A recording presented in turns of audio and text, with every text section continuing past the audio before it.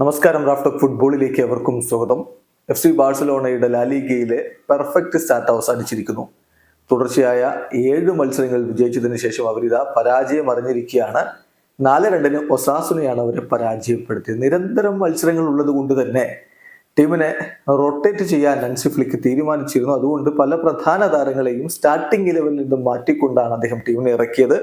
Lamin യമാലും റാഫിഞ്ഞയും ഒക്കെ പുറത്തിരുന്നപ്പോൾ മുന്നേറ്റങ്ങൾ നയിച്ചുകൊണ്ട് pav വിക്ടറും Robert ലെവൻഡോസ്കിയും ടോറസുമാണ് ഒരുമിച്ച് ഇറങ്ങിയത്.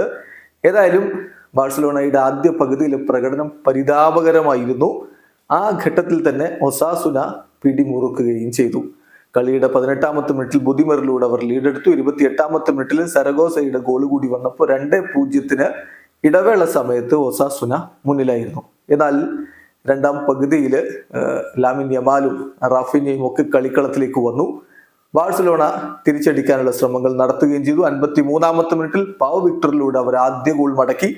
പക്ഷേ പിന്നീട് 72-ാമത്തെ മിനിറ്റിൽ ഒസാസുനക്ക് അനുകൂലമായിട്ട് പെനാൽറ്റി ലഭിച്ചതോടെ ബാഴ്സലോണയുടെ പിടിവിടുകയായിരുന്നു. അങ്ങനെ 3-1 എന്ന രൂപത്തിലേക്ക് കളിയെത്തി. ഒടുവില് ബ്രട്ടൻസ് 85-ാമത്തെ മിനിറ്റിൽ ഗോൾ അടിച്ചതോടെ 4-1 അവർ മുന്നിലായി. എന്നാൽ ലാമിൻ യമാൽ തന്റെ മിന്നും ഫോം തുടരുകയും ഒരു ഗോൾ കൂടി ബാഴ്സക്കായിട്ട് മടക്കിയടിച്ചു. 4-2 എന്ന രൂപത്തിലേക്ക് കളി എത്തിച്ചു. പക്ഷേ വിജയം ഒസാസുന കൊണ്ടുപോയി. ബാഴ്സലോണയുടെ ഈ സീസണിലെ ആദ്യ തോൽവിയാണ്, ലാലിഗയിലെ ആദ്യ തോൽവിയാണ്. 8 കളികളിൽ നിന്ന് 21 പോയിന്റാണ് ഇപ്പൊ FC ബാഴ്സലോണക്കുള്ളത്. അവരാണ് ലാലിഗ ടേബിളിൽ 1-ാം സ്ഥാനത്ത്. വീഡിയോ അവസാനിക്കുന്നു. ഫുട്ബോൾ ലോകത്തെ കൂടുതൽ വിശേഷങ്ങളുമായി റാഫ്റ്റോക്സിൽ എത്താം.